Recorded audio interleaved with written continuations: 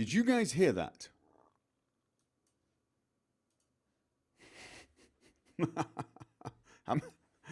It's been so long since I've streamed on YouTube.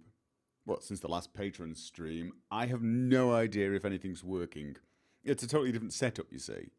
So I'm going to have to wait and see if you guys actually get the message. It says it's streaming.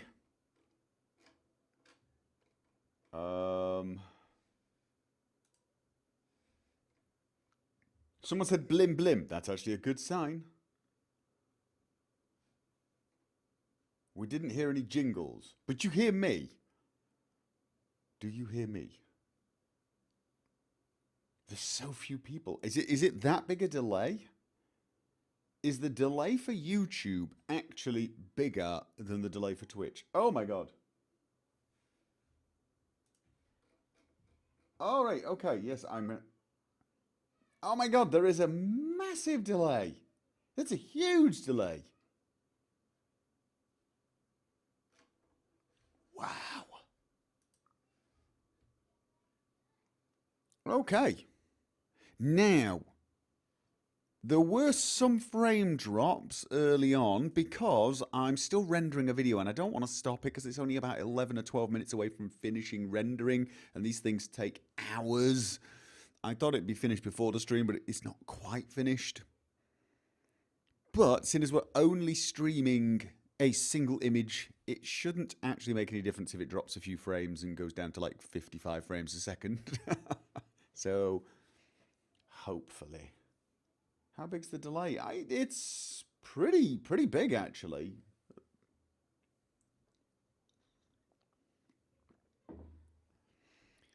Oh, Dat Lobo, I'm watching the VOD later, so here's my question. Warframe, any time in the future?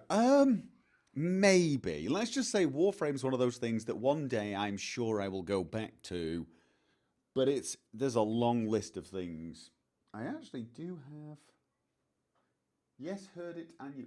Oh, people are actually commenting on the Patron page live. It's probably best if you don't do that. I'm not reading those, but I do get email warnings of them. So if you all comment there, I'll get 3,000 emails. Well, not 3,000, but I get a few. And let's have a look. I did actually have somebody sent me a message. Said it wouldn't be there, so they sent me a message. So we'll read that one later. Okay, so I tell you what, let's just officially start the stream now. Welcome to the Christmas Patreon Q&A live stream. I know it's not quite Christmas, but it's the 20th. We're only about 6 days away. If you can hear screaming in the background, that would be my children, probably, or their mother, also a possibility. Or uncle. There's people in the house, and there's chaos. Okay, there is chaos. They decided to organise a get together after I'd already announced this stream, so you know we're clashing. So yeah, that's going to make this an interesting stream. Is it? Can you guys hear that? Can you? You probably can hear that. I'm fairly sure you can. Could you give me a second?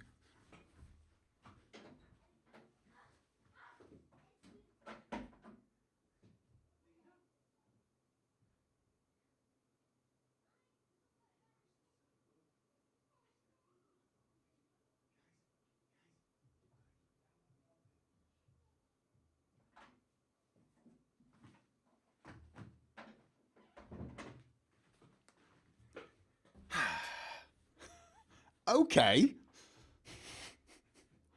Hopefully it'll be a little quieter now. Oh my god. That was the exact moment two of them decided to stand outside my door screaming and fighting.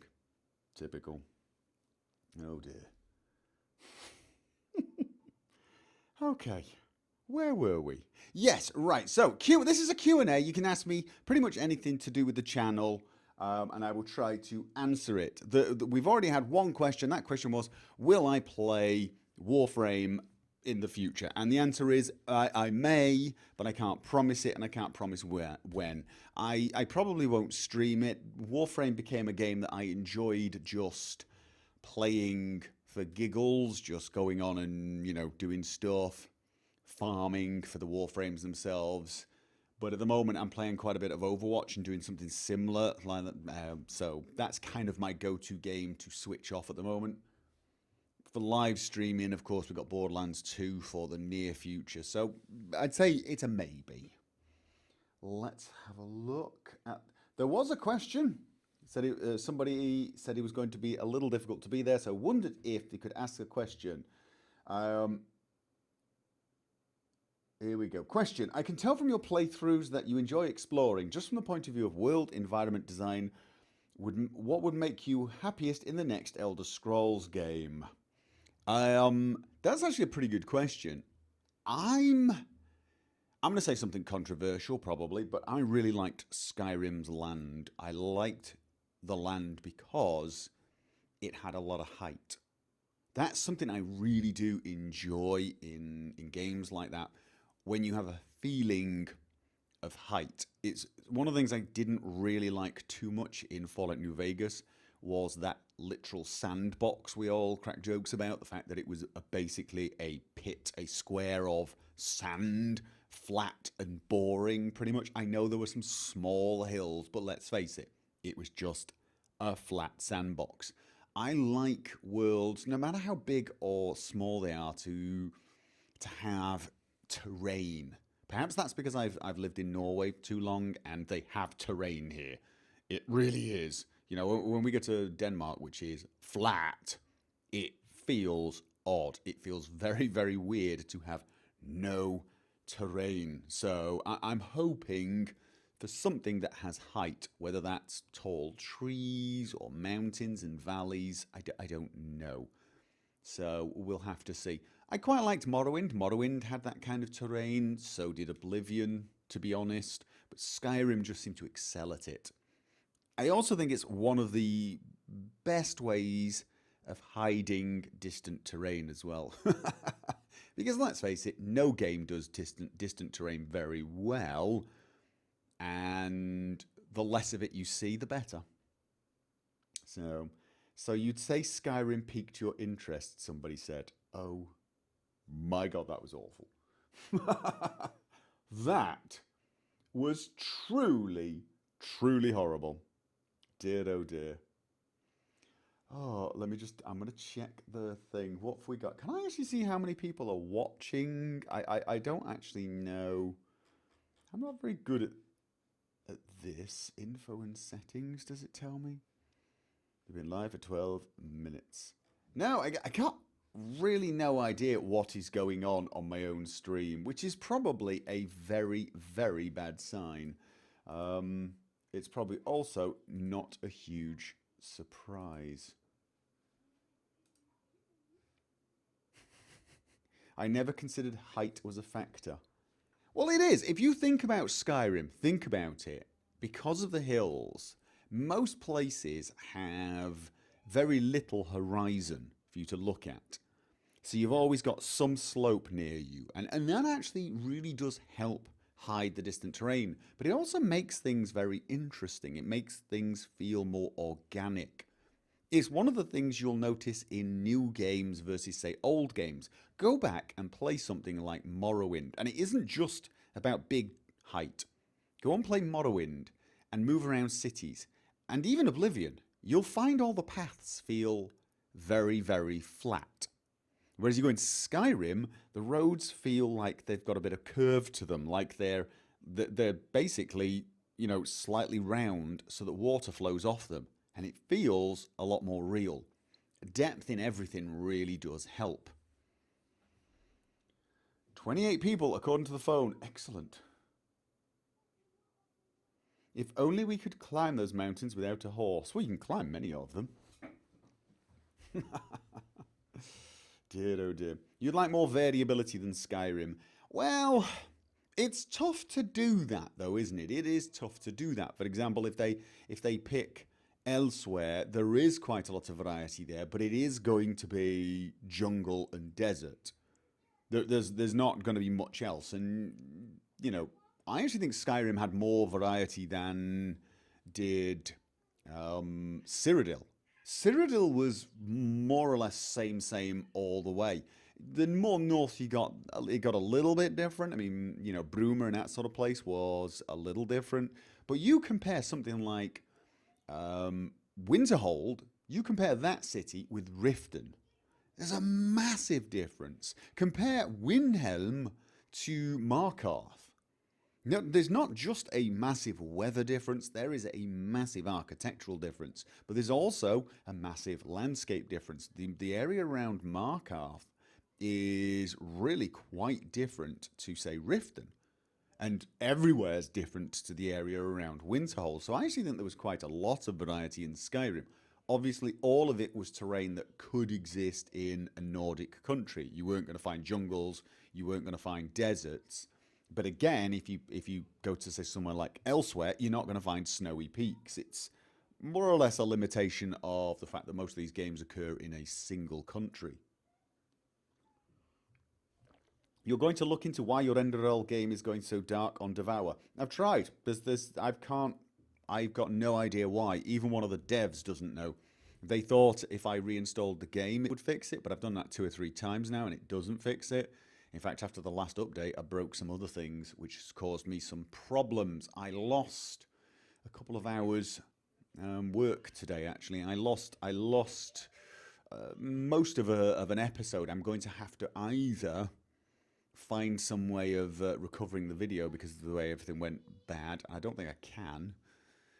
Or I'm going to have to... That's not necessarily the game's fault, though. This was just the fact that I was so distracted by 1,000 different things. I kind of... Oh, good grief.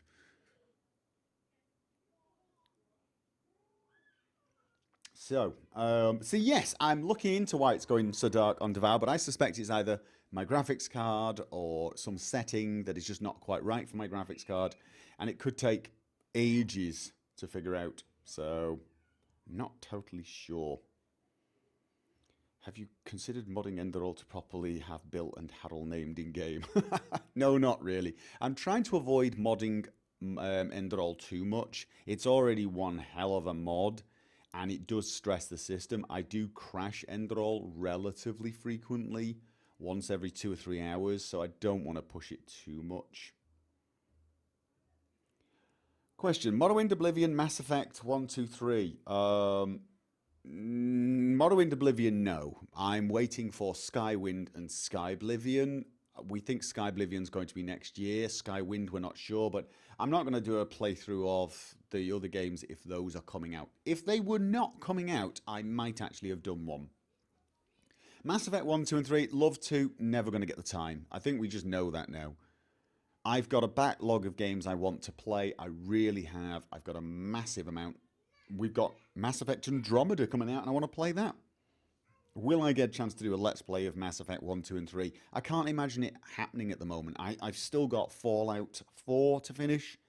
God knows how long that's going to take, and that's if I don't do a second playthrough of Nuka World, and I probably will, because Nuka World seems to have quite a lot of content I won't access.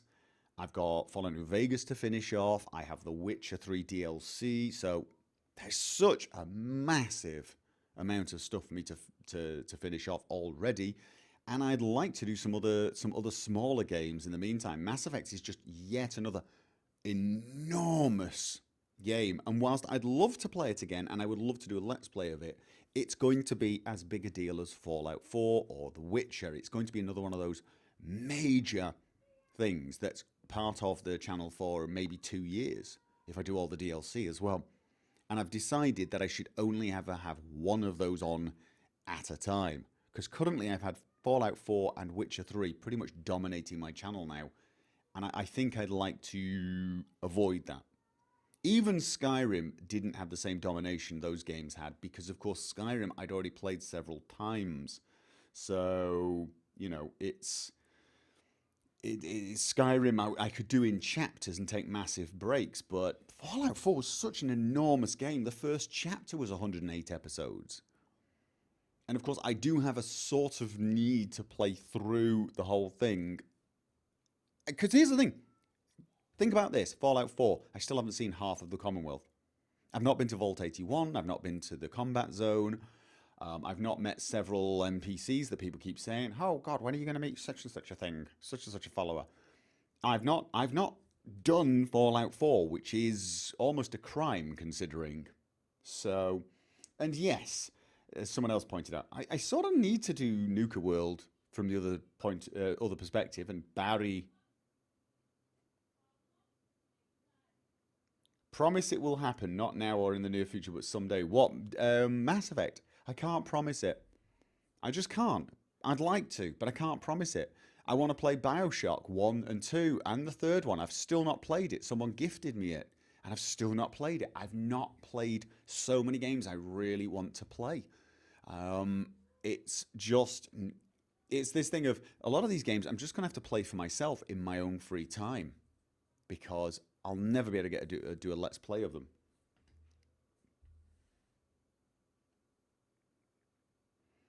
Any plans on playing Dishonored 2? Yes, I've got that. Somebody gifted me that as well, but I heard it had lots of performance issues, so I was waiting for several patches. But again, will I do a Let's Play of it, or will I play it for myself? It's going to depend on what I've got going at the time. So it's really kind of tough to promise things. Someone asked about Stalker, Call of Pripyat. That's one I've kind of wanted to do. It is. I've heard that's a very good Stalker one, better than the second game. But I got burned fairly heavily from the second Stalker game. The comment section was extremely aggressive and made me not really want to engage. It did. I hate to admit it, but it was so bad that I just got to the point of thinking, I don't want to post videos. I'm not enjoying it. I don't edit the video and think, oh, I'm looking forward to people's reaction on this. I just post the video and think, wonder what it's going to be this time. And that's just how it got, which is weird because the first game I didn't get that. It seemed the first game, I mean, you still get the odd comment. Someone's like, oh my God, you play like such a pussy. Someone wrote the other day. But generally speaking, most people enjoyed the way I approached Stalker Shadow of Chernobyl. But I got roundly criticized for approaching the second game the exact same way.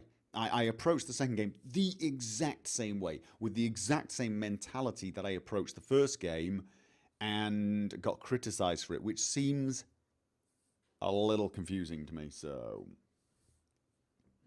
would I consider Captain's Edition as a mod for FTL? Yeah, eventually. So, you need an assistant. I probably do. I probably could do with cloning myself. Barry for Nuka World. Yeah, I'd like to do Nuka World with Barry. I'm going to admit that. But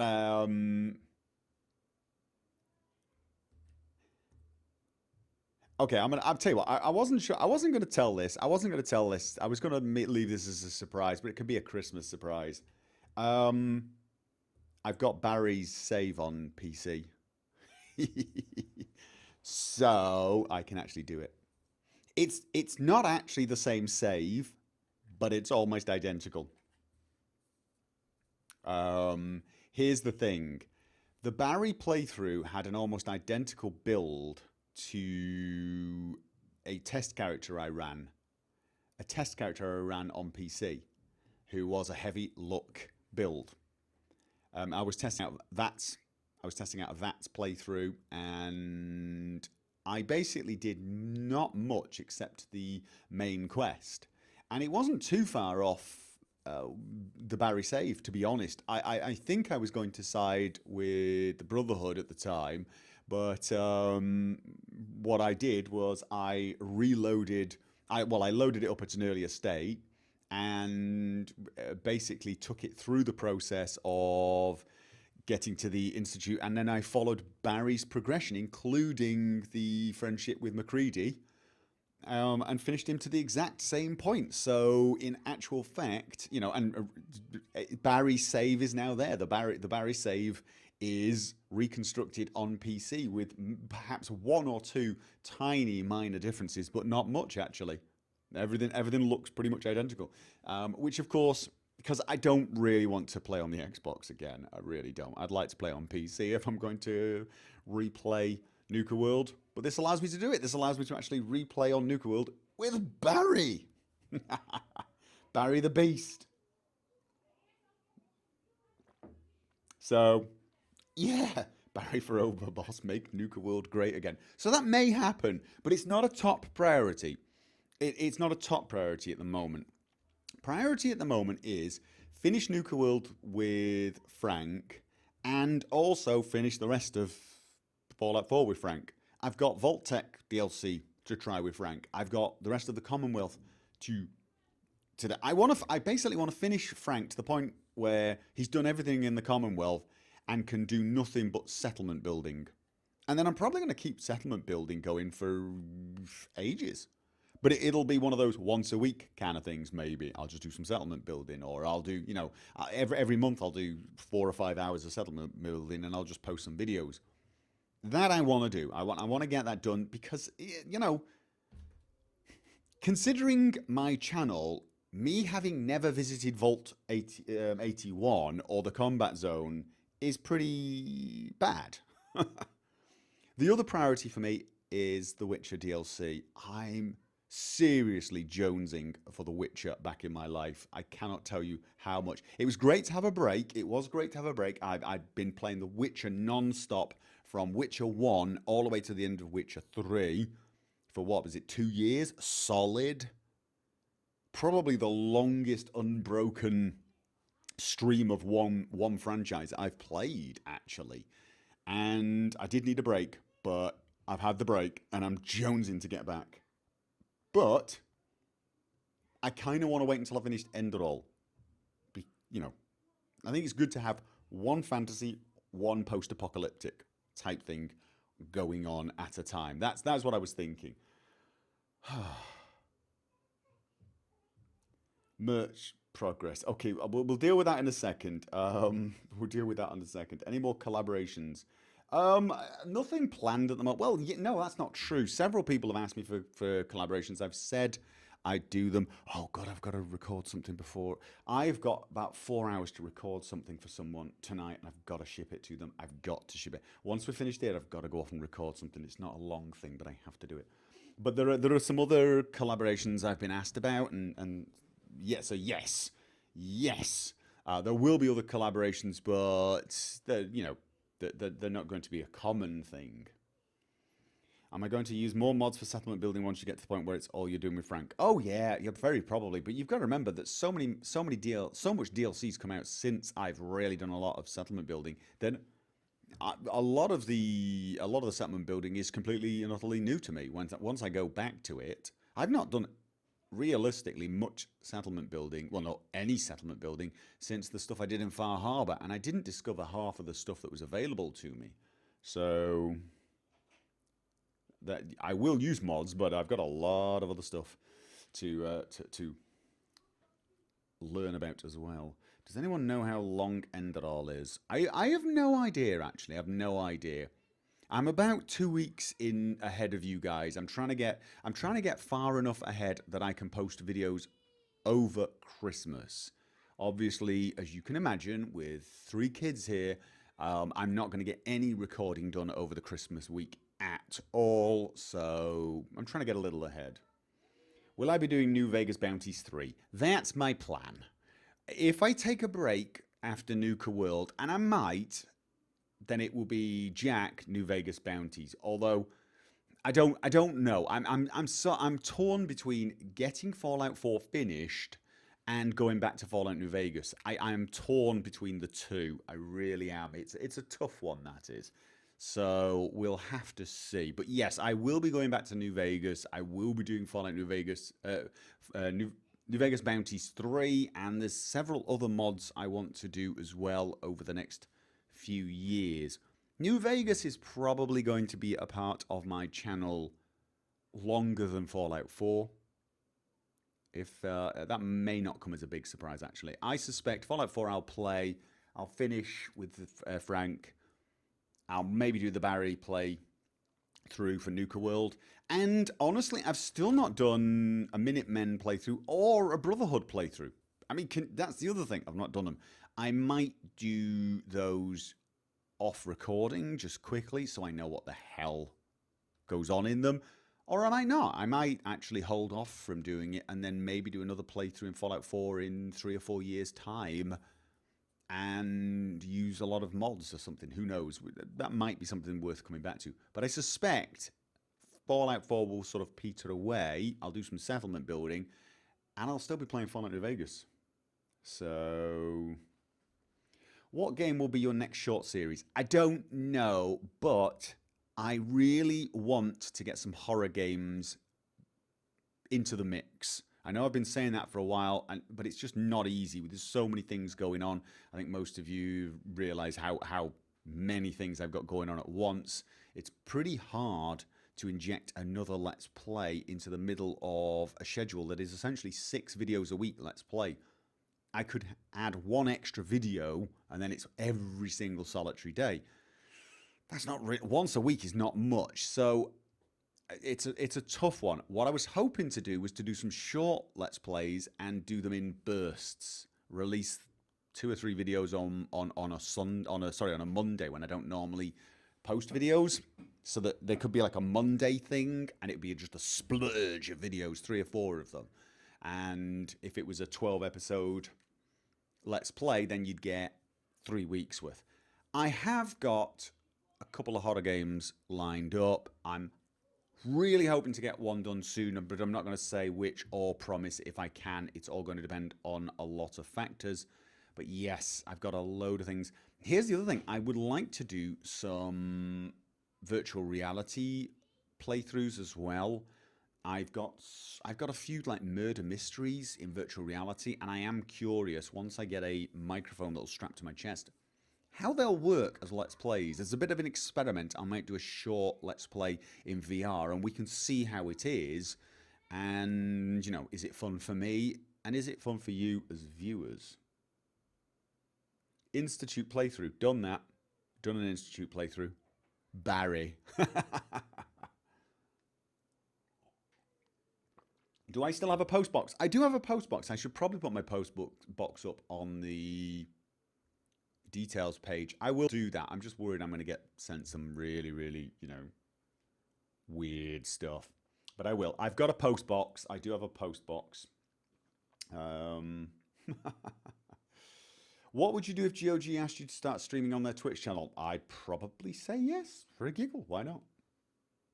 Streaming is something I do mostly for fun. Streaming is not really what I would consider, but it's not a major source of income. Let's put it that way. It's more a way to just keep some sort of connection with the community, have a bit of a laugh, do some things that are a little different as well. The games I stream tend to be a little different to the ones I play on Let's Play, so it's if I stream on someone else's channel, that's fine for me. I mean, I'm not worried about the views if that's what you're thinking. Any time frame on merchandise.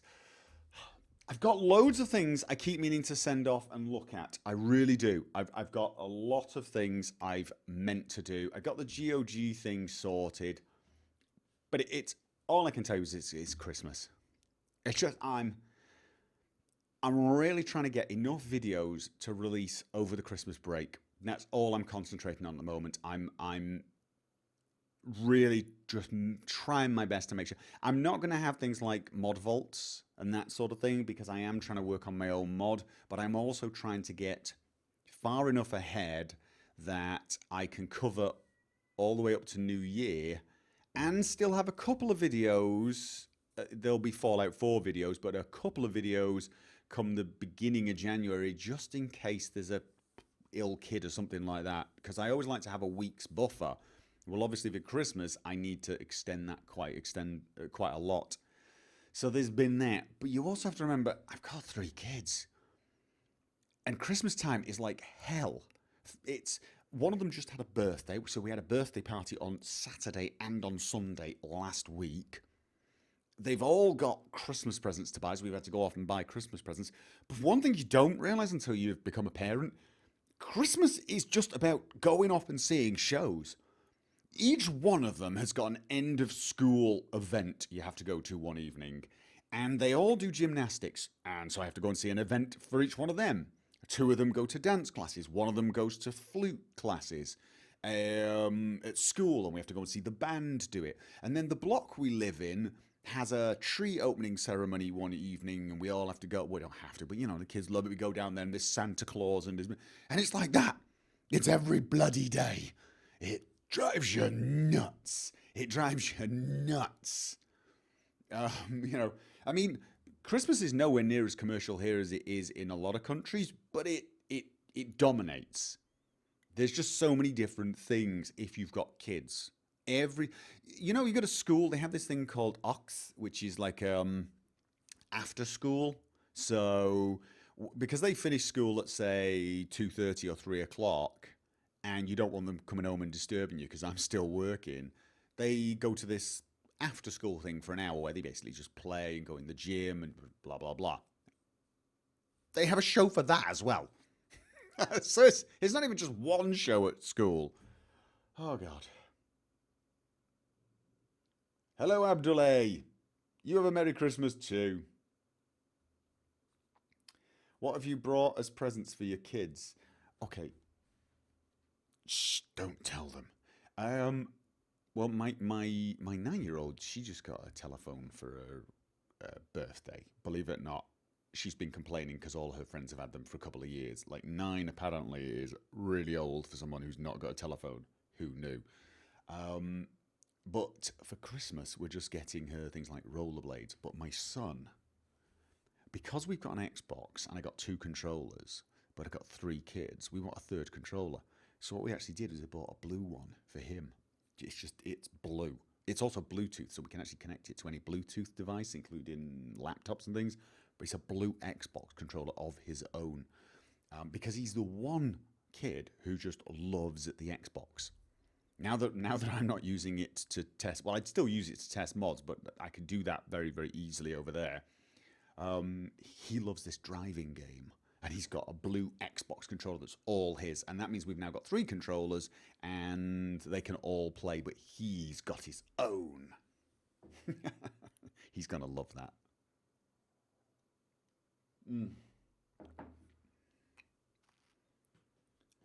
Oh. So anyway, yeah, the question was merchandise. It's just something that I got to admit, I'm totally and utterly not petrified, but nervous about heading into. I don't know what I'm getting into. I've had one company mail me about some custom stitched stuff. This looks really good quality, but really quite expensive. And it's like, it's not just printed logo on your cap, but they seem to stitch it in. It looks really, really good. So I want to get back to them, but I don't know what to say. Like, it's because really I'm out of my depth. I'm massively, completely out of my depth. Do you want to know? I'm gonna let you guys into a bit of a secret. Starting iHUD for Fallout 4 has been an almost relief for me, because I'm like, okay, this is what I'm going to do instead of making mod vaults, although I made a mod vault whilst explaining why I wasn't going to make a mod vault last time. Because it was such a relief, because it's just, there's something very pure about it. I'm programming, I'm modeling, I'm messing around, I'm doing what I've always considered me being good at. And it's relaxing. It really is. I get a little obsessed about it, and certain people keep telling me off and saying, stop doing it, go to bed. But things like merchandise, I'm like, I don't know what to do. I don't really. So I've got loads of these contacts, and I feel like I'm going to send some mails to them. But I'm the sort of person who wants to read up, check their websites, think several things, get several options, and then still not make a decision, because I honestly have no idea. It's what I kind of need. What I kind of need here is somebody who's done this loads of times to come along and smack me around the head and say, what are you talking about? It's dead easy. Just go here, here, or here. They're really... And it's like that. So, if I had a coffee cup with a logo on it, you'd buy it immediately. Yeah, that's the sort of thing I'm thinking about. Coffee cups, t-shirts, those sort of things. And I will do it. I will do it. But what I want to do is I want to find something where it's a single point of access. If I can find something where anything we want, if someone just suddenly says, you know what we really want? We want a mouse mat with Jack's face on it or something. Whatever. If that's suddenly what you want, we can get it there. So I'm trying to find something that can be a bit more all-encompassing. And I want something that we can integrate into the website as well, if possible, so that even if it's just a redirect link, something like that, shot glasses. Anything, whatever it is, shot glasses. I mean, this is the thing. The problem is we can think of merchandise that just goes way beyond a lot of the usual stuff. Somebody said, why not a whiskey flask with Jack on it? And I'm like, that's brilliant. I want one of those. And it's things like that. So yes, I mean, even the picture you're looking at now, that was made for me. I can't even remember who made that for me. I mean, we can have that on a mouse mat. People are asking about mouse mats. That on a mouse mat or something. I don't know how that would look. For all I know, that's what people want. I don't know because I'm totally clueless. But people keep asking for things and you never find one place that does all. So, USB thumb drives. Why would you want a thumb drive with my logo on it? Why?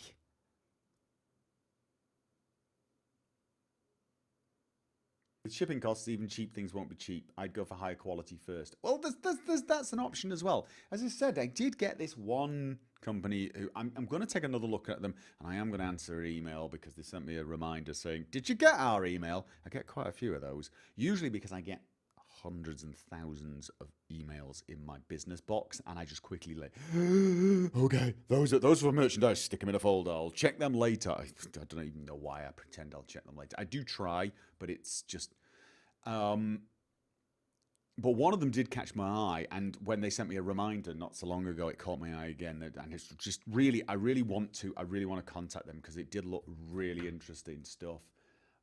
I like the idea of t-shirts or caps and that sort of thing with stitched logos in them because they're so much higher quality, and I just think they look very, very cool. And I think it would just be pretty awesome to wander up to the next expo in Norway with a decent t-shirt on. If we had a Frank coffee mug, wouldn't we be compelled to break it down for ceramic? Yes, that's. If it was a Frank coffee mug, it would have to be green and slightly glowing. Oh my God! I wonder if you can get that. Could you imagine if you could get it with the exact kind of look you get when it highlights for junk? Oh my God! Oh my God! Oh dear.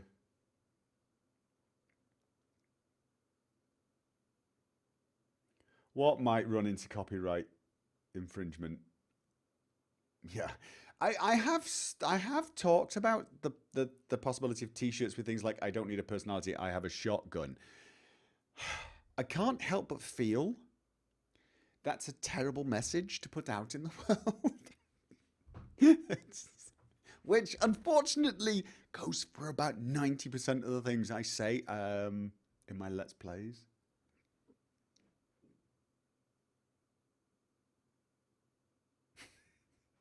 I mean, everyone else would get the joke, but people seeing it, I'm worried that people would look at that and actually think, yeah, yeah, definitely, that's the spirit. It's like, no. Jack said that, and we're supposed to wag our fingers at him. We're supposed to say, that's a terrible thing to say. We laugh because it's kind of funny, but it's a terrible thing to say. We don't want people looking at that and going, yeah, right on. And I worry that that's exactly what would happen. Oh. Would you be comfortable with a volunteer assistant? Well, I have a few volunteer assistants. All of my Twitch moderators, the Minecraft moderators. We've got forum moderators. We've got content management on the website. We all know who that is. And actually, she's kind of almost my personal assistant in a way, because she basically shouts at me when I'm go to bed. I know you're up working on your mod. She sent me a message. I know you're working on your mod. Stop it. No, she didn't. She just took a wild stab in the dark and just happened to be correct. But you know, we've got a website administrator. We've got people who've got loads of volunteers, loads of them, and I use and abuse them way too much already, and I do mean way too much. And do you want to know what's more important than the other stuff they do for me, the administration stuff? They help keep me sane.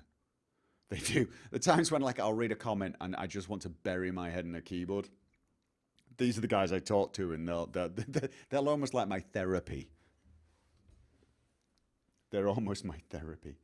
Don't put it on a t-shirt. Put those things on mouse pads and coffee mugs. Yeah, maybe. A knitted Steve horned helmet. A knitted one. Oh my god. You did not know. You guessed correctly. Oh dear. But yes, we should probably make some firm commitments on the merchandise.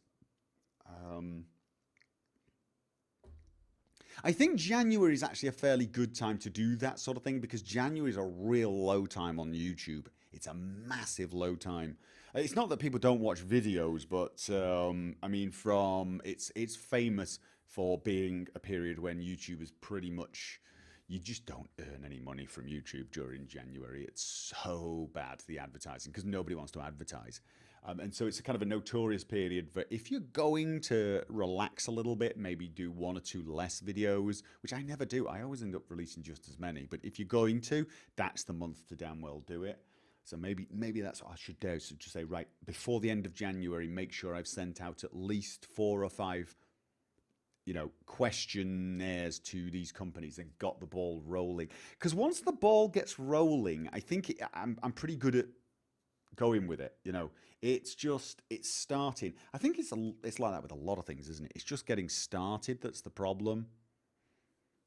It was the same with the website. Once we got it up and running, then it just sort of built momentum up.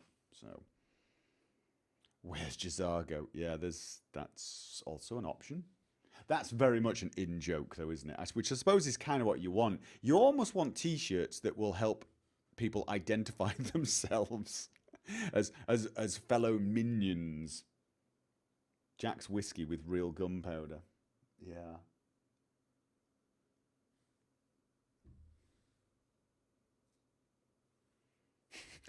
Could you imagine if I can actually sell my own brand of whiskey?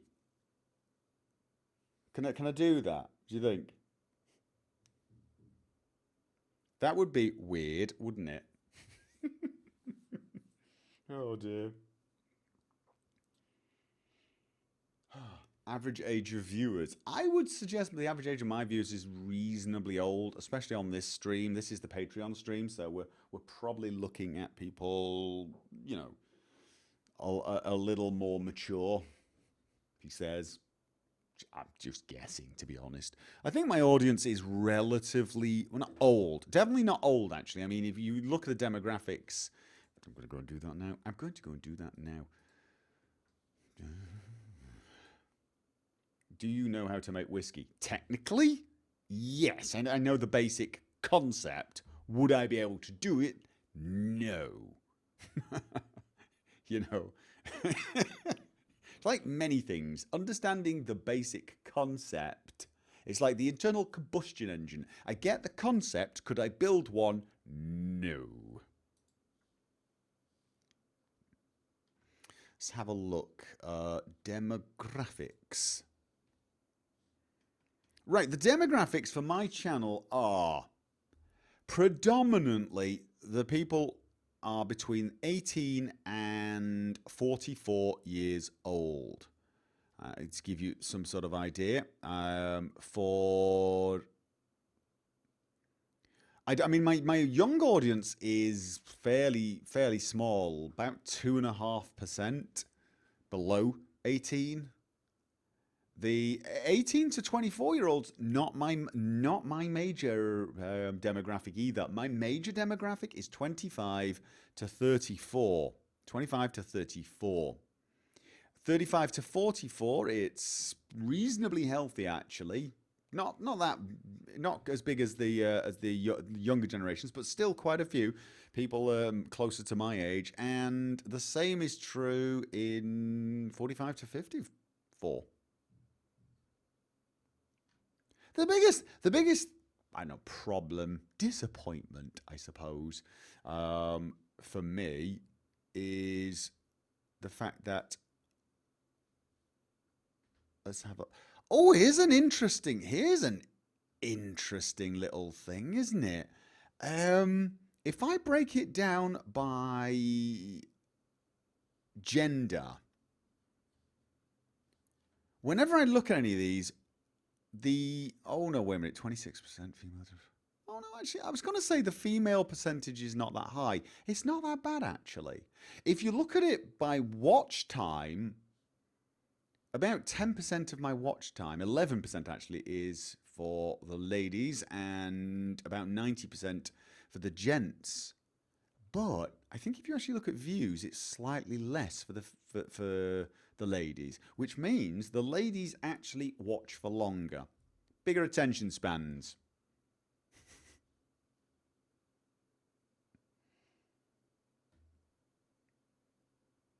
Guys giving up their ages, ladies staying quiet. Is that still a thing? I thought those days were gone.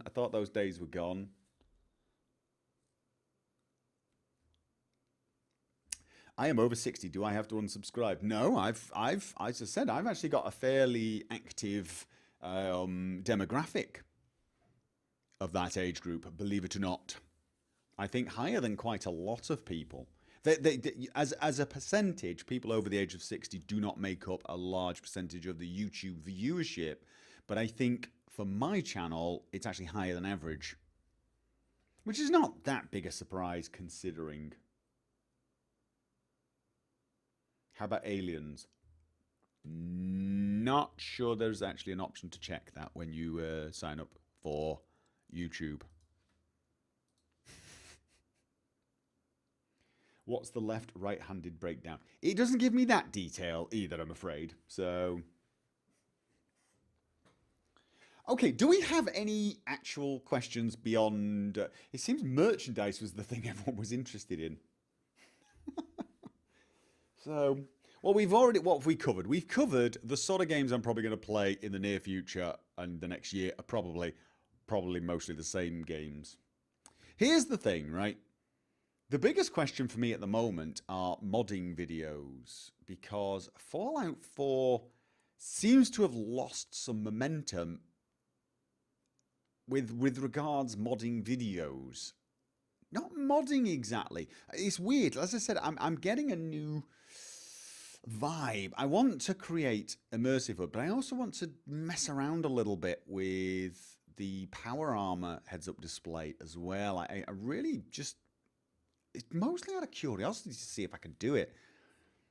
But the actual drive to make modding videos is fading. And that's because there doesn't seem to be any need for my type of videos at the moment. One of the reasons I loved making videos in Skyrim was the feeling that my videos were useful. My tutorials, loads of people loved them, loads of people used them, and it helped get them into modding. Say, you know, SKSE tutorial, Nexus Mod Manager tutorial, beginners tutorials, loved those. My Skyrim modding videos, at least at the start, helped people discover videos, but the ones that really did well and the ones I loved making the most were the ones that actually, again, were kind of tutorial based. So the one about Finis, for example, is one of my personal favorites because it shows you how to actually install and use finesse, and I love making that sort of thing. And in Fallout 4, the same's true. I just split them into two series. One series was the Mod Vault, where I showcase mods, and the other one was the Mod Clinic, where I basically show you the mod and then show you how to use it. It's a tutorial. And I've only done 4 of those. 4. Why? Because Fallout 4 does not seem to be getting the same depth and complexity of mod. And a lot of it's probably down to the fact that Fallout 4 script extender isn't done yet, and it's not really done the way we talk about it done.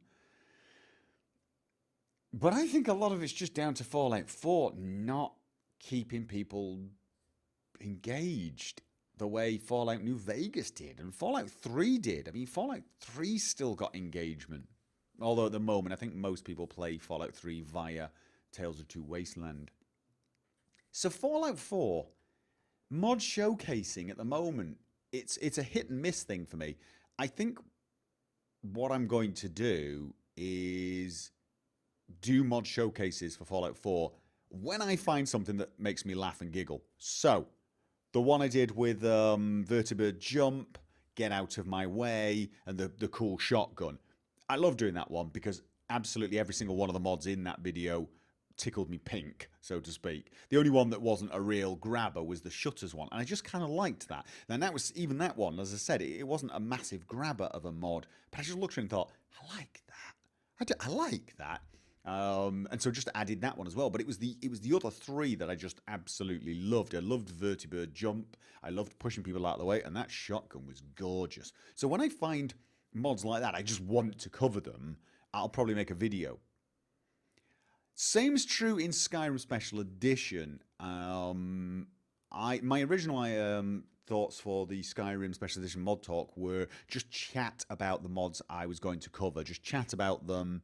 And not to cover, use in my playthrough and keep it nice and relaxed. But very quickly, I just went into automatic mode of comparing them. Water mods, side by side, okay, which one's best? And I just started doing that. It's autopilot. I can't help it. It's my nature. Breakdown, analyze, display. So I will still do some of those, but for the more detailed breakdowns and comparisons, what I really want to do is have that as a Skyrim mod sanctuary special edition. That's kind of what I want. So for example, I've heard there's a new version of one of the lighting mods coming out, and I want to do a detailed comparison of it. That's probably going to be Skyrim Mod Sanctuary Part 1 Special Edition.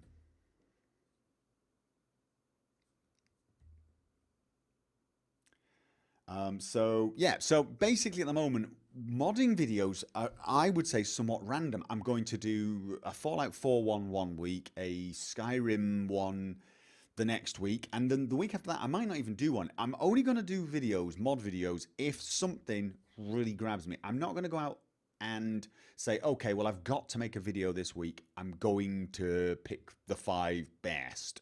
I'm just going to, if I look at some mods and think, oh, I love that. Oh, that I love. Okay, and I'll bring it to you.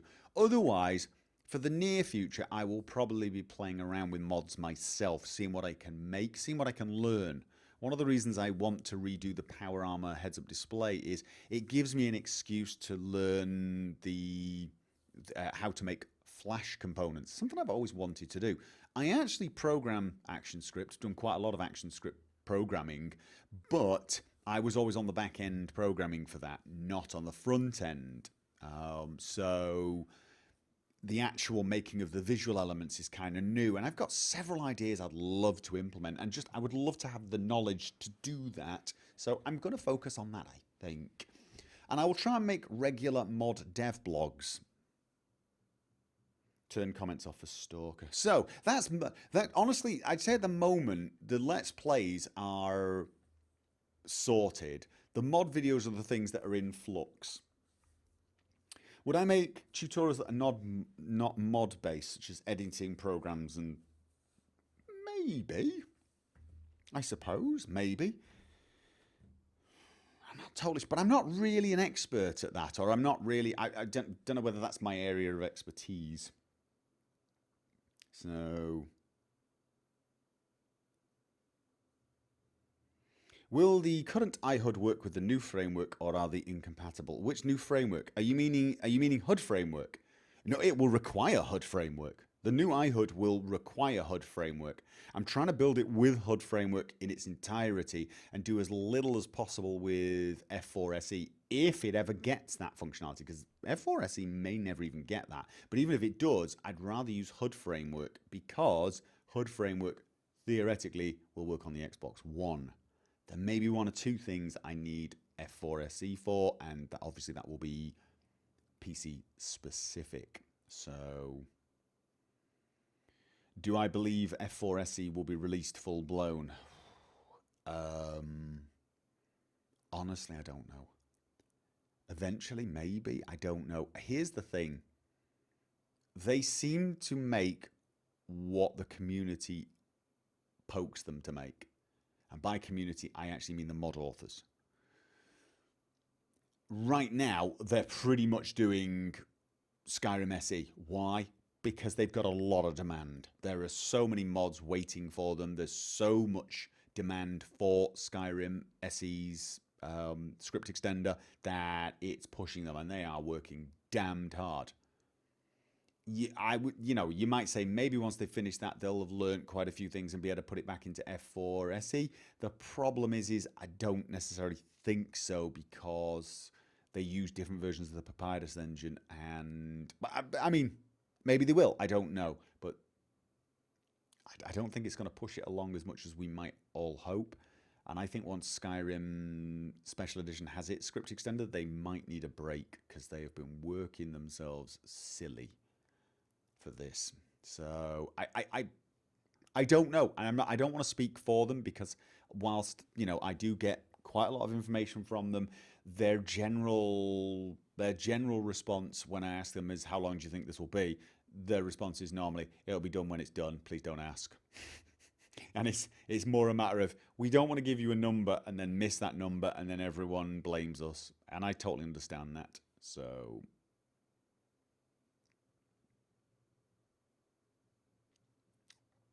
will you make more vids for games you play privately, reviews, recommendations? Maybe. I'm thinking of trying some VR stuff and recording that and reporting back, so that people can get the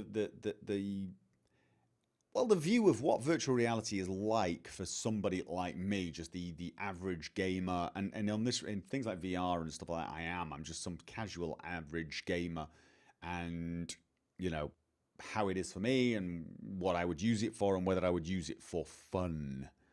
So I will do that sort of thing.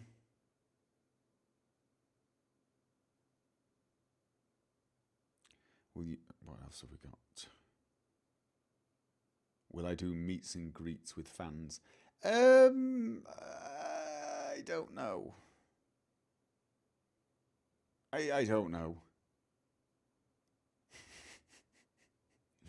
It's a little weird for me, that it is, yes.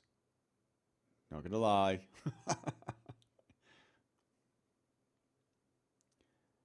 Do I need SKSE for iHUD? No. Sorry, do I need a SKSE? I thought I meant F4SE for iHUD for Fallout 4. For iHUD in Skyrim, oh yeah, we need SKSE.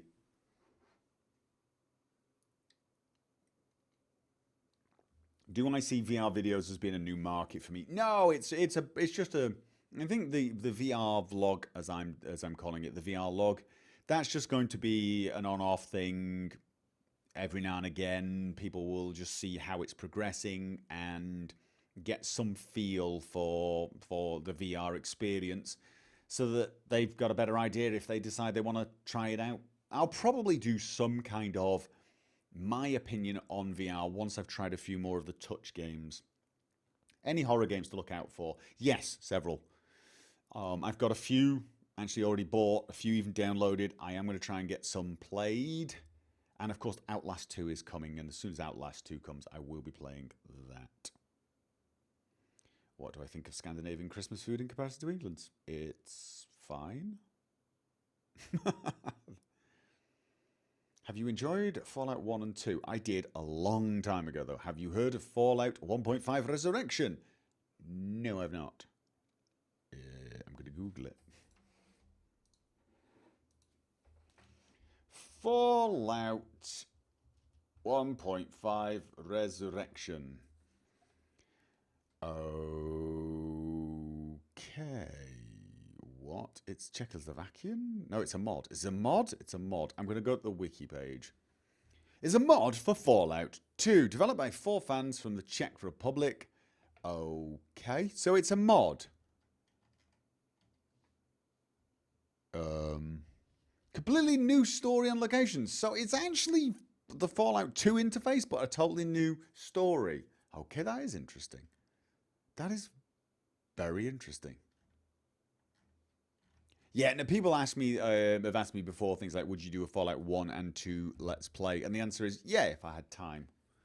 So, how far did I get when I played the Blood and Wine preview? Any major spoilers? No. Here's the thing. What I do is I skip all the conversations. I literally, just pick a random conversation piece. All I know really is how you get there, and I know some of the land. I mostly did traveling the land, testing out the combat, testing out the system. So no major spoilers. No more than I had for the first game. And the first game, realistically, the only major spoiler I had was that, you had to kill the Archgriffin, pretty much. Everything else, and how to track it and things like that. But it wasn't really a major spoiler as the game went. Will you ever update your Witcher 3 Steam review? No, why would I? How many different games do you play per average week or month? Not many, really. You guys get to see most of them. I don't have time to play new games anymore. I just don't. If I didn't have kids, it might be different, but I just don't get a chance to play new games. So, I play Overwatch, have a bit of a laugh, but I played Civilization for a bit. I did play Civilization for a bit, and then I deleted it because it's addictive. This is fairly normal for me in Civilization. I play it, I realize, oh my god, my life is going to end if I don't kill this off my computer right now, so I did, and that was it. And that is a very rare thing now. I played Doom. I'm thinking of playing Rage, which is a game I've owned for a hell of a long time. I'm thinking about playing that. I don't know if it's going to be any good, but I've got it and thought it might be one to put my brain into zombie mode and play normal.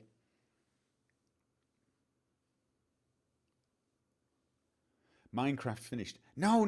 I'm still going to go visit the server, but it's time. It is just so hard to find time. It really is. As Christmas has arrived, things have just got busier and busier and busier and busier. So, I mean, you heard what it was like here. I'm streaming and my kids are running around, and of course I've left my girlfriend to do all the work of putting them to bed, which is not really very fair, is it? So.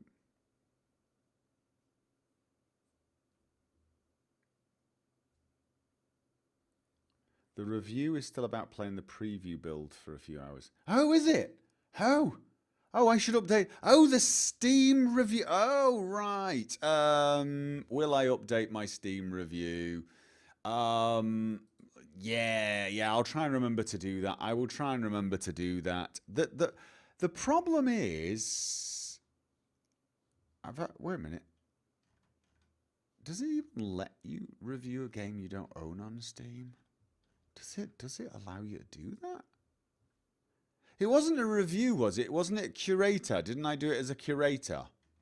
It's not a Steam review, it's a curator. Because I don't think you can review things on Steam unless you own them. I've bought a few games on Steam just so that I could review them. Fallout 3 and Fallout New Vegas, for example. I bought them so I could review them. Because what you have to remember is my public account is not the same as my private account. I don't actually play on my private account anymore, and I just don't. But I still have my private account, and most of my games played prior to about 2014 were on that account. So basically, I started the public account when I started to do streaming, and so I bought a few games so I could actually have reviews there. Yeah, it is curator. Okay, I will try and update the curator thing. I really will. Yes, I will. But obviously I have a Fallout 3 review out, a full review. So I I still wonder if anyone actually pays any attention to reviews like that on games like that. I mean, if it was an unknown game, yeah, but who the hell goes off? Who's surfing through Steam and thinking, Witcher 3, is it any good? Do you think people like it? I mean, this, it's just like, pretty much. Yeah, I'm actually. It's one of these things. People ask me to weigh in on the whole. What do you think of Bethesda not handing out review copies until the day before? Don't you think it's anti-consumer? And my response really was, not really. No. You know why? I don't think reviews matter. They don't. Not really. Generally speaking, most people, when they look at Steam for their reviews, look at general user rating. Maybe they'll look at a few of the top reviews, but when it comes down to, do people go off and watch Angry Joe or Jim Sterling or Yahtzee and decide whether to buy a game? I don't think so. Honestly, I don't actually think so. I think if you find the number of people who watch videos, review videos, and did an actual honest survey, the vast majority of them come to either be entertained by the video or B, have their opinion of the game confirmed. I guarantee now, the people who came along and read my Fallout 4 review, there were almost no viewers who hadn't already bought and played the game or decided they were not going to play it because it's Bethesda and they hate Bethesda or something. I doubt there were that many people who came along to my review and thought, I wasn't sure about Fallout 4, but I've decided based on your review, I will buy it. Or I won't buy it. You know what I mean? I don't think so. I think reviews are a bit of an echo chamber. Generally speaking, it's better normally to look at the overall Steam user review rating because you get a feel, and if it's got mixed, then you know something's controversial. If it's crap, it's crap, but if it's good, it's probably good. And maybe you'll go off and you'll do a bit more research, but here's what I will say. Here's what I'll say. I should have made a video about this. I really should. If you're the sort of person who waits until there are reviews before buying a game, you're probably the sort of person who doesn't buy a game day one. And if you're not the sort of person who buys a game day one, you don't really care if reviewers get early copies. I mean, that's the thing. So Bethesda hand their games out now one day before the release instead of a week before the release, and this means in-depth reviews won't come out until at least day 2 or 3. Yeah, anyone who's waiting for reviews is probably quite willing to wait a couple of weeks, actually. In fact, they're probably not just willing to wait a couple of weeks, they want to wait a couple of weeks for all the patches and graphics updates. People who are that careful about buying games, they usually wait. And very often they'll just wait until it's come down $10 or something. So, how many people out there are day one game buyers but wait until they've read a review? I think the number is tiny. So, is it anti-consumer? In theory, I suppose. Here's the thing. I'll give you an example. Fallout 4. If Fallout 4 had come out one day in advance, what difference would it have made from it coming out 2 weeks in advance? The review people got it 2 weeks in advance or something. What difference did that make? Here's the thing. Did anybody see some early reviews that came out and think, oh, you know what, I've changed my mind, I'm not buying it? I don't think that many. I think the vast majority of the people who pre-ordered Fallout 4 were going to download it and play it for at least 30 hours, 40 hours, even if they knew they were going to hate it. Just to prove that they were going to hate it. It's people who've pre-ordered a game like that, like Fallout 4, they were going to play it regardless. I know I was. So, coming out, only getting the review copy one day early, what difference would it have made? let me tell you what difference it would have made. It would have meant the spoilers came out a little later. Instead of the spoilers for the ending coming out a week before the game was released, they would have come out a few days after the game was released, so it wouldn't have affected as many people. Would it have affected sales? Don't think so. Well, here's the thing. The reviews did come out in advance of the game, and it didn't stop people buying it. So...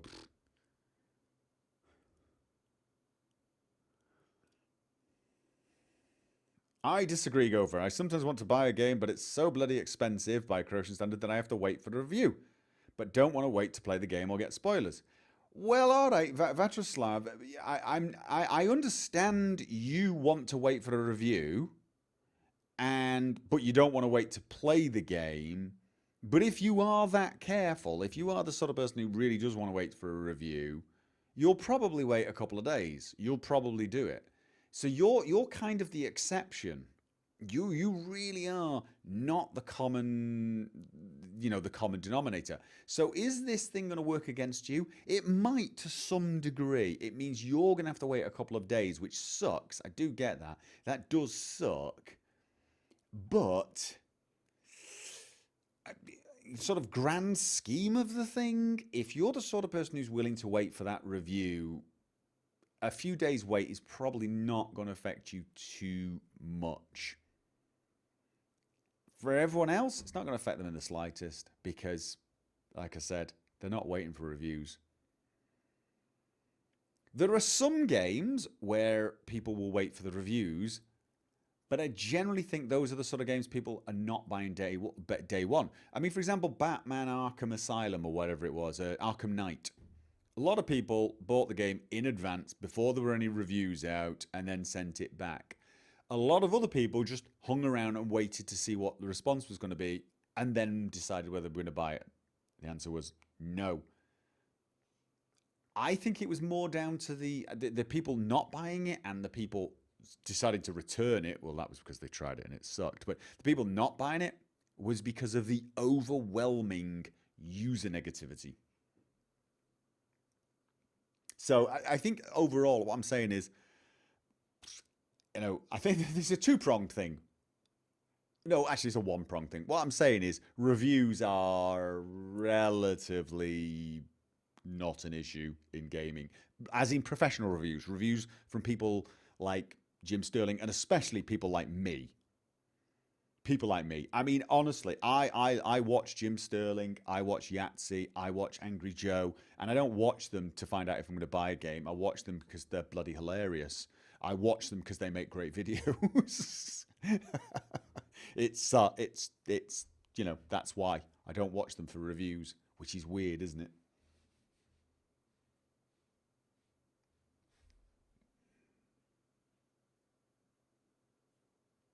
Do I think self-driving cars will elevate racing or destroy it? I don't know the answer to that question. I'm assuming racing will not be done with self-driving cars.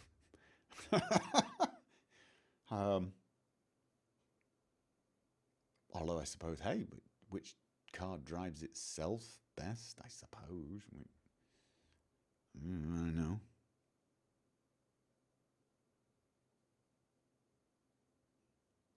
Have I seen the gameplay of ME Andromeda, and what do I think? No, I've not actually seen gameplay of it, actually. Here's the thing. Not only do I not really base any of my purchases on reviews, I very often make purchases without really looking at a lot of preview footage either. I'm about the last person on the planet you should ask advice for, upcoming games. Because I am like completely clueless. Totally and utterly clueless.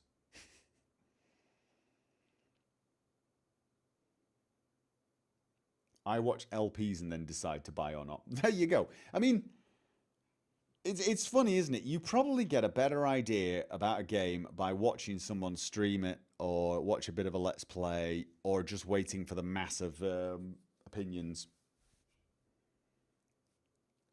Somebody, I mean, I can't remember,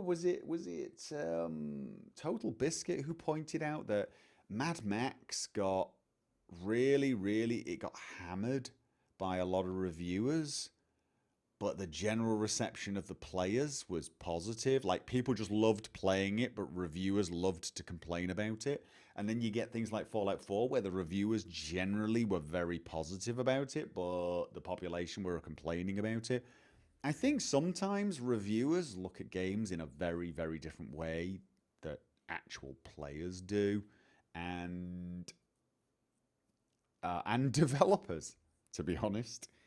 I think that's one of the biggest problems with Fallout 4, and why I've been doing the whole What I Love About the Elder Scrolls series, because I do think sometimes, developers, reviewers, they sometimes miss the plot because they're looking for the features.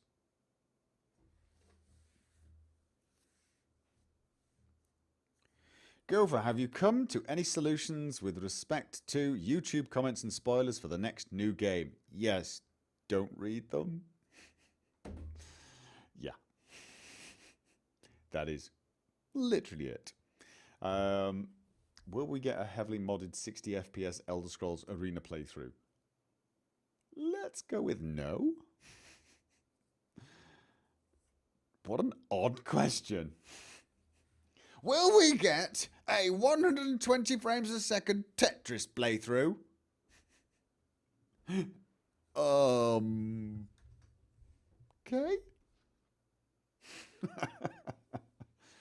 I have a feeling we're running out of actual real questions now, aren't we?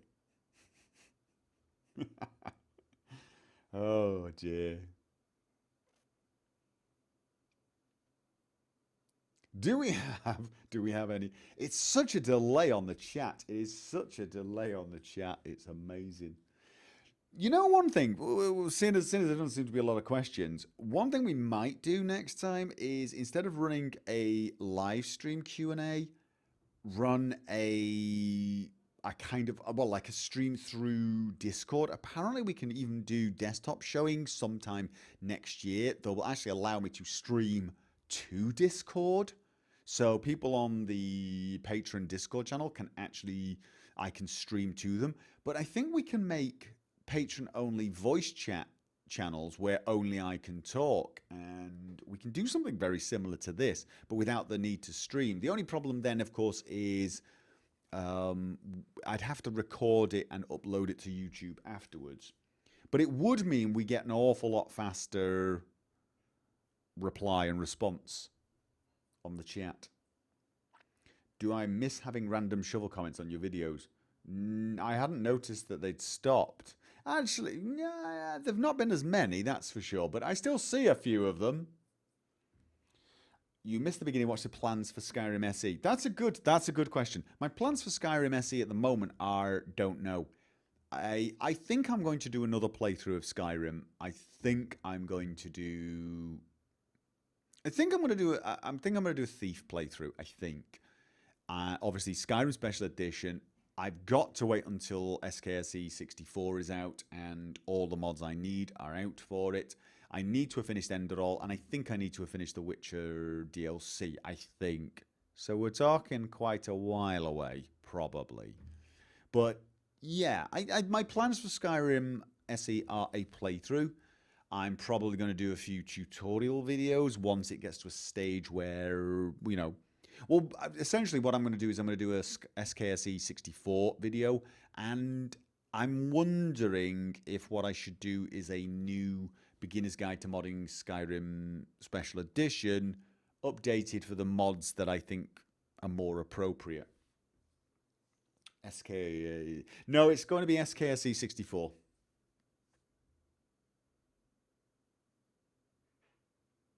No delay here, I think. There's a massive delay here, mate. Will I do more videos like those on the Elder Scrolls formula? Yeah, to be honest with you, those are the only ones you watch on my channel due to time constraints. Honestly, I think I might. I actually really enjoy making those videos, which is odd, because it is just me rambling.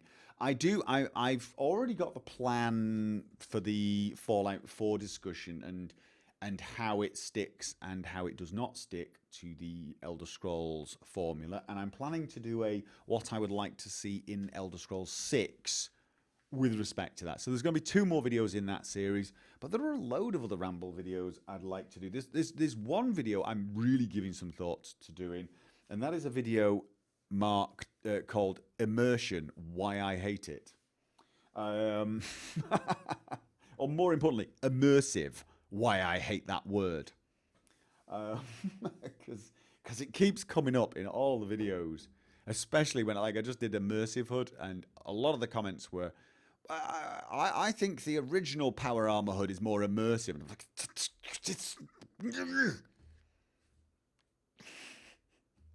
I hate that word now. I know the mod's called Immersive HUD, but it's called that for a reason, and it's nothing to do with the reason everyone thinks of. Everyone thinks immersion and realism are the same sort of thing, and they're not. They're just not. And I can't stand the fact that immersive has become a buzzword. And it has. It's become a buzzword. I mean, don't get me wrong. I loved immersive armors. I loved immersive weapons, but I couldn't stand the fact that they were called immersive because I just don't get what the hell immersive means with regards to them. I don't get it. It's like, oh, stop it. If something's supposed to be realistic, call it realistic. If something's supposed to be varied, call it varied. Immersive HUD was called Immersive HUD because it attempts to hide some gameplay mechanics from you. That's all. That's what the mod did. It tried to hide gameplay from you. Game mechanics from you. Because game mechanics break immersion. Game mechanics generally break immersion. Anytime you have to do something that acknowledges a game mechanic, it breaks immersion. And so that's why I called it Immersive HUD, because I couldn't think of anything better at the time. I wasn't going to... It's because I suck at coming up with names. Explain immersive. Immersive just means it's about immersion, and immersion is not about realism. It's about whether or not you treat the game world as if it was real. That's all. You don't have to believe it was real. You don't have to feel it's realistic. You just have to feel it's, oh God, this is why I need to make a video about this. This is why I need to make a video about it. It's like when you watch Lord of the Rings, okay? When you watch it, do you see Frodo Baggins, or do you see the actor Elijah, whatever his name is, in a role? Because if you see an actor reading a script and are thinking, oh, that's a great delivery, awesome, you're not immersed. If you see Frodo Baggins and you're cheering for him, you're immersed. You don't actually believe he's real, and let's face it, he's a hobbit. He doesn't even look realistic. But if you are rooting for him, if you're watching Game of Thrones and every time King Joffrey comes on, you're thinking, die! Please, for God's sake, die now! You're immersed. You don't actually think he's real, but you want him to die. You're immersed. That's all it means. And the reason I called Immersive HUD was because it attempts to stop immersion getting broken. And by that, I mean, again, if I give it a film equivalent, imagine you have a film and you keep seeing a cameraman in the background or a microphone dropping down. That would break immersion. Well, for me, the heads-up display was like that. It was like having a camera dangling in the middle of your movie. It broke immersion. So I decided to call it Immersive HUD because it tries to stop the immersion breaking. That's all I did it for. It doesn't mean realistic. It doesn't mean anything else. It tries to stop reminding you that you're playing a game. And you can never totally forget you're playing a game. And game mechanics will always interfere with immersion. It's just, that's one of the natures of the beast. But I think mods should only be called immersive if specifically your aim when making it was to try and reduce the amount of times you need to acknowledge you're playing a game.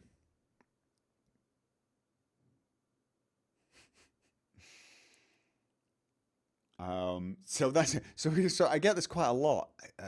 People will talk. I don't see why that's immersive, and it's like, because they're talking about realism. In the latest one, it's all about the power hood. They think the existing power hood is immersive, and what they actually mean is realistic. And as I point out, I'm going to manipulate the heads-up display in the power armor, not because I actually think because the existing heads-up display is not immersive. It just actually more now because it just gets in my way. I find it too much. There's too much clutter. But I'm not going to rename the mod Immersive and Non-Cluttered HUD.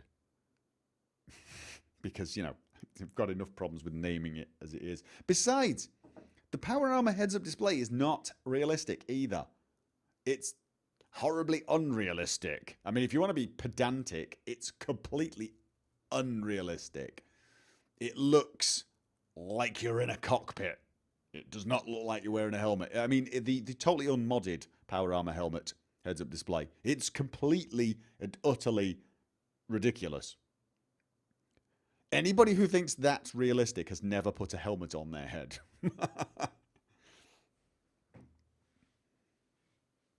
Immersive is confused with realistic because being immersed is all about being able to experience something as real when it actually isn't. It isn't. It's not about whether it's real, but it's whether or not you treat it as real. As I said, you could watch a cartoon that's so unrealistic, and there's magic and there's all sorts of things that's so unrealistic, but you're immersed in the story, you're immersed in the characters, because even though you know it's not real, even though you can see it's real and it's constantly reminding you it's not real in one way, it doesn't matter because the way the cartoon is structured, that's not important, and it still immerses you. So it's a little hard to describe why realism and immersion are not the same thing, but they're actually not. What happened to Gwent? Nothing. I just don't have time. It's nothing to lose interest. I've not got time. I have got absolutely. I've got 1,000 things I need to do, and I don't have time to do it. So I'm trying to, the GOG asked me to do a stream of one of the games on my list, so I was doing that. That was FTL, which was great fun, by the way. I really missed FTL, and it reminded me that I love FTL, and I would love to play it more. Don't really have time. I want to play more Borderlands 2. Loving Borderlands 2. Want to play more Overwatch. Just I'm just juggling 1,000 things, really. And it's nothing more than that. Oh no. Sony Vegas crashed while rendering. I hope it's not a serious one. Otherwise you have to re-render it. For instance, if you had to stop fighting a dragon for a potty break in game, you would think that's a bad mechanic, though it is realistic. Yeah, maybe. Yeah, maybe. I mean, there are times when realism can seriously annoy you to the point where it breaks your immersion. Frostfall, for example, is often called an immersion mod, but I can imagine some people finding it really immersion breaking because all they ever want to, it's like, oh no, I've got to put up a camp again. And so immersion's very personal. This is one of the reasons I would actually suggest never using the word immersion as a mod for something that's positive. If you're adding something, I've added toilet paper, so I will call it immersive toilet paper. I would only call something immersive if you've removed something.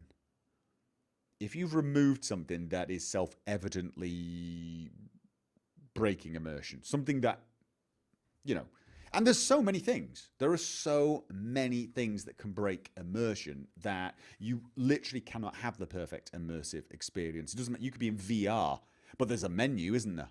Start game. There's always something. There's always something. It's about bounds. It's the same when you're watching Game of Thrones, though, on your TV. There's always something that reminds you it's not real. The fact that you're watching it in a window called the TV is a reminder. But it's about minimizing these things. It's about making as few game mechanic prods as humanly possible. What's your favourite RTS game? You can't say Total War. I've not really played any for such a long time. I honestly, if I was to say which was my favourite over for past things, I would honestly have to say it was Dune 2. I mean, I loved a lot of the things in that time. I played a lot of things like Warcraft. I played... was it Warcraft? Yes, Warcraft. I played Warcraft. I played Command & Conquer, a lot of things like this, but nothing ever quite got me the way Dune 2 did. I loved Dune 2. Do I have a website somewhere where we can donate time to you? Can you actually donate time? That would be awesome, wouldn't it? A PayPal account for minutes.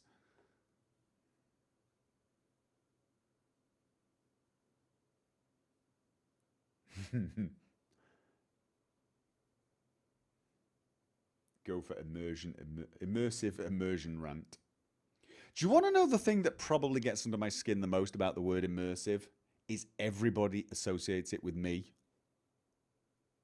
Like, I get the blame. And I remember somebody on one of my videos said, what, you know, I can't believe you do this when you're always going on about immersion. And I'm like, no, I'm not. I really am not going on about immersion. I made a mod and I gave it a title, Immersive Hood. Just, on the whole, that may have been the one time I've made a comment on it because it's in the title. I didn't even really, I know, even in the immersive hood, I never actually, I don't think any of the videos did I say, I made a hood and it's so immersive. It was the name I gave it. I could have called it Dynamic Heidi Hood. And then everyone would be blaming the word dynamic on me as well.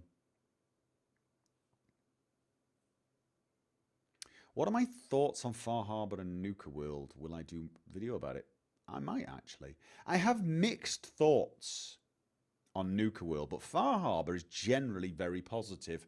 I thought Far Harbor was kind of more like how Fallout 4 should have been, really. It felt a little more flexible. I think Nuka World is, I think it's funny. I think the content was brilliant, the world and everything, but it's almost like they heard people say, we should be able to play an evil playthrough, and they thought, oh, we'll make a DLC, and you should play an evil playthrough. I want an option. And it's not as bad as a lot of people made out. You can play a good playthrough of Nuka World. I have proved that. But there are a couple of places where especially you not got to them yet, but where the lines I'm given are like, no. Stop assuming that I am a vicious, greedy raider, because I'm not. So, Nuka World's going to be a mixed review from me. And it's going to be one of those things where people go, oh my God, you're never happy. Oh, you complained because there was no evil playthrough, and now there's only an evil playthrough. You complain about that. Yeah, I don't think you got the point of having an option for an evil playthrough. And as I said, with Nuka World, you do have an option. You don't have to do an evil playthrough, but it feels a teeny bit like they really did make it with the evil playthrough in mind. And occasionally there are some moments when the lines you are given are not really quite, you have no choices whatsoever. It's back to the whole yes, oh yes options. So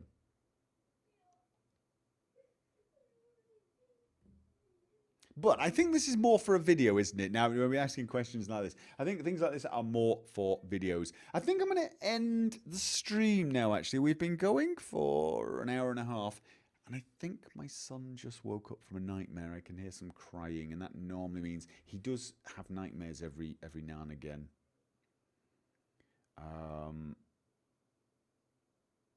Do you think Bethesda should make more long chain quests as opposed to a lot of shallow ones? I don't mind which quests they make, to be honest, as long as they don't dominate. As long as no one quest or quest line completely and utterly dominates and forces you to have to do it. So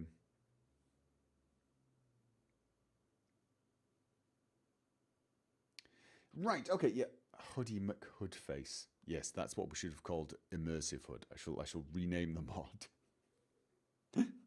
Alright guys, are there any last sort of like really burning questions you have for me? Because I feel like I want to go and... No problem, Nick. Thank you very much, and Merry Christmas to you too. Okay, let's assume there's going to be no more questions, even though there's this massive delay. I want to thank you guys again. I want to thank you for all the support. I want to thank you for watching my videos, obviously, first of all, and in the case of the patrons, I do want to thank you for the financial support. You have made this, well, you've made this possible, and you really have. It's there's no way around it. It's not that you've just made this easier. You've made it possible. I think without your support, I possibly wouldn't have got this far. So a big thank you to you guys. I do appreciate the support. I do appreciate the love, and I feel bad about not doing more of these and wish there was more I could do, but I hope you understand. I don't want to do, I don't want to make everyone else feel second class, if that's, you understand that, right? I mean, I don't want to lock content off from people because I do want it to be open to everyone. And I do appreciate that, you guys support me in a very, very real financial manner. And I just want you to know that even though I don't give you many benefits apart from the Discord channel, if you've not got on the Discord channel, get on the Discord channel. And the odd stream like this, that I do appreciate it. And, thank you very, very much. And thank you for joining me for this stream then. And obviously, if you're watching the VOD, thank you for listening afterwards. It probably didn't make as much sense because you couldn't actually read the chat going past. So, you know what? Bit late now, but I should probably just have the chat going past so that people can see which questions I'm answering. That would make so much more sense, wouldn't it? Yes, it would. Okay, let's do this again a lot sooner than last time, and remind me to show the chat, okay? All right, guys, thank you very much, and I will catch you all next time. Oh, and Merry Christmas.